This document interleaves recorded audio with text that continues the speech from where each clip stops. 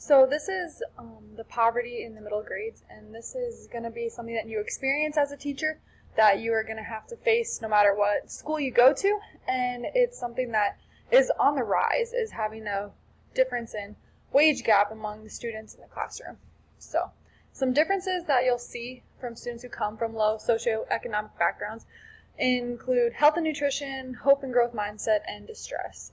First and foremost, health and nutrition is going to suffer for students who come from low socioeconomic backgrounds.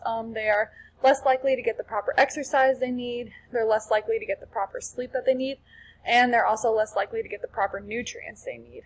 This may come from a variety of different reasons. They may have to be working while to bring in extra money for the house. They may have to be watching the other children while their parents are working, and thus them not getting the sleep that they need or being able to go exercise.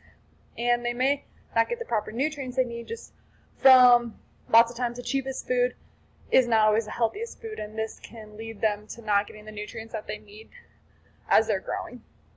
Another difference is a hope and growth mindset. It has been shown that students who come from low socioeconomic backgrounds view their future as containing more negative events than positive ones. This can really leave an impact on a child in thinking that there isn't much out there for them, so they really come to school each day dreading it and not seeing it as a chance to learn and grow, but as a place to just have to sit through. And this can really affect how a student puts forth effort in their classroom, and also just the willingness that they want to participate and help learn and want to learn.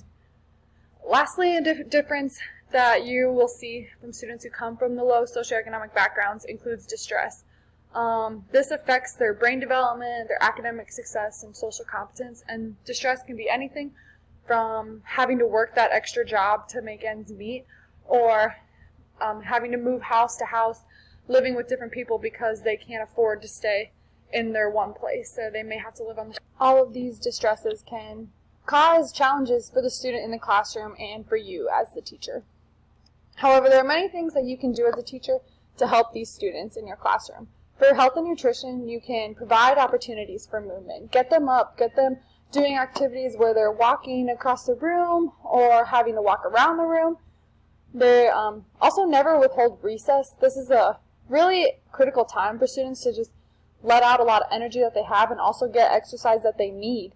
And withholding that from them, as a disciplinary action, really doesn't help the student at all. So finding there are many other ways you can go about maybe doing a disciplinary action rather than withholding recess. You can also do games and slow stretching exercise, and also never withhold a student from lunch. The students need food, and they need this time to get nutrients that they need to help them grow. For a hope and growth mindset, you can teach the students that their brains will grow and change, and that you can just always be affirming and reinforcing effort. Every time that they're putting forth effort in your classroom, be there encouraging them on, continuing to challenge them, to encourage them to challenge themselves. Let them know that they are capable of a lot more than they think that they are. And this quote by Henry Ford that says, "Whether you think you can or think you can't, you're right," is a powerful one for these students to know that if they think they can't do it, they're most likely not going to do it. But if they think that they can, then they most likely will. And allowing them to know that they can challenge themselves and find success by pushing themselves, and knowing that just because of a situation that they're coming from does not mean that that has to be their situation in the future.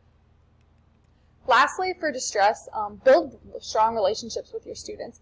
Find time to get to know them and help them with maybe things outside of the classroom. These relationships can help students feel safe and more likely to take risk in your classroom. Also allow students to have more control in choices that they make in the classroom. At home, they're probably not being able to make any choices, and their life just seems out of control. And by allowing them to have control in school, they're able to work on their responsibility and their leadership, and to just be more at peace at where they're at in their life. Even though that their home life may not be the most desirable, does not mean that that has to be their life in the future. And these choices will just allow them to take responsibility for their actions, and also allow them to grow leadership qualities and characteristics that are so important for future jobs. Overall, there are many different things you can do to help your students who may come from low socioeconomic backgrounds, but the biggest thing to remember is that just because these students may come from a different background than your other ones does not mean that they are less likely to succeed in your classroom or are less smart than those who don't come from these backgrounds. These students have just as much chance and should be treated as equally and as challenged as every other student in your classroom. Here's a Kahoot for you guys to do to kind of refresh some of the information that was shared throughout this PowerPoint. And here are the resources that were used in this video. Thank you.